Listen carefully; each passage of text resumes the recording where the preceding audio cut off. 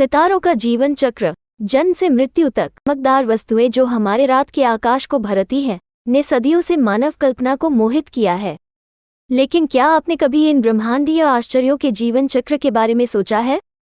जीवित प्राणियों की तरह सितारे भी अपने जन्म से लेकर अंतिम मृत्यु तक कई चरणों से गुजरते हैं। इस अन्वेषण में हम सितारों की आकर्षक यात्रा, उनके गठन, विकास और अंतिम भाग्य को समझेंगे। 1. तारकीय नर्सरी। सितारों का जन्म तारे, गैस और धूल के विशाल अंतरतारकीय बादलों के भीतर पैदा होते हैं, जिन्हें आणविक बादल कहा जाता है। ये बादल उच्च घनत्व और गुरुत्वाकर्षण के क्षेत्र हैं, जहां तारा निर्माण के लिए परिस्थितियां उपयुक्त हैं। ये प्रक्रिया गुरुत्वाकर्षण बल के तहत एक आणविक बादल के ढहने से शुरू होती है, जिससे एक प्रोटोस्टार का निर्माण होता है, गैस और धूल की घूमती हुई डिस्क से घिरा एक घना, गर्म कोर। 2. मुख्य अनुक्रम। युवा चमक। 400 शब्द। एक बार जब प्रोटोस्टार एक महत्वपूर्ण द्रव्यमान और तापमान तक पहुंच जाता है, तो उसके मूल में परमाणु सम्मिलन शुरू हो जाता है। ये तारे के मुख्य अनुक्रम चरण की शुरुआत का प्रतीक है, जहां ये हाइड्रोस्टैटिक संतुलन की स्थिति में प्रवेश करता है, जिसमें परमाणु सम्मिलन से बाहरी दबाव गुरुत्वाकर्षण के आंतरिक खिंचाव को संतुलित करता है।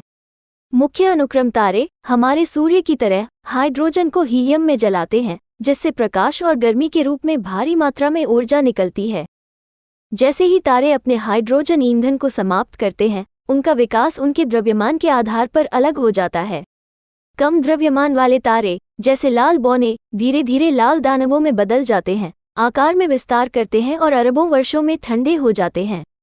मध्यवर्ती द्रव्यमान तारे, जैसे कि हमारा सूर्य, एक समान परिवर्तन से गुजरते हैं, अंततः एक ग्रहीय निहारिका बनाने के लिए अपनी बाहरी परतों को त्याग देते हैं और एक घने, गर्म कोर को पीछे छोड़ देते हैं, जिसे सफेद बौना कहा जाता है। दूसरी ओर, विशाल सितारे अधिक नाटकीय मार्ग का अनुसरण करते हैं।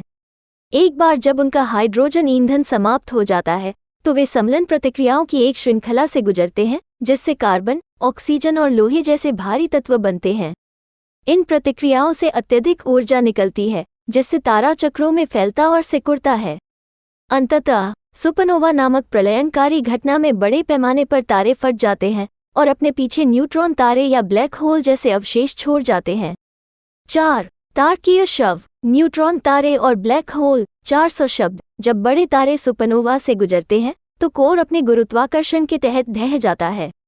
यदि कोर का द्रव्यमान सूर्य के द्रव्यमान से 1.4 से 3 गुना के बीच है, तो यह एक न्यूट्रॉन तारा बनाता है, घनी पैक न्यूट्रॉन से बनी एक कॉम्पैक्ट वस्तु। न्यूट्रॉन तारे अविश्वसनीय रूप से घने होते हैं। न्यूट्रॉन तारे का एक चम्मच पदार्थ माउंट एवरेस्ट से भी अधिक भारी होता है। ऐसे मामलों में जहां कोर का द्रव्यमान 3 सौर द्रव्यमान से अधिक हो जाता है, पतन जारी रहता है, जिसके परिणामस्वरूप एक ब्लैक होल बनता है, अंतरिक्ष समय का एक क्षेत्र जिसमें गुरुत्वाकर्षण इतना मजबूत होता है कि कुछ भी, यहाँ तक कि प्रकाश भी, बच नहीं सकता है। ब्लैक होल अपने परिवेश पर गहरा प्रभाव डालते हैं, अंतरिक्ष समय को विकृत करते हैं और आस पास के पदार्थ को निगल जाते हैं। 5. तारकीय पुनर्चक्रण। नई पीढ़ियों का पोषण। ब्रह्मांड में पदार्थ और ऊर्जा के चक्र में तारों का जीवन और मृत्यु महत्वपूर्ण भूमिका निभाते हैं।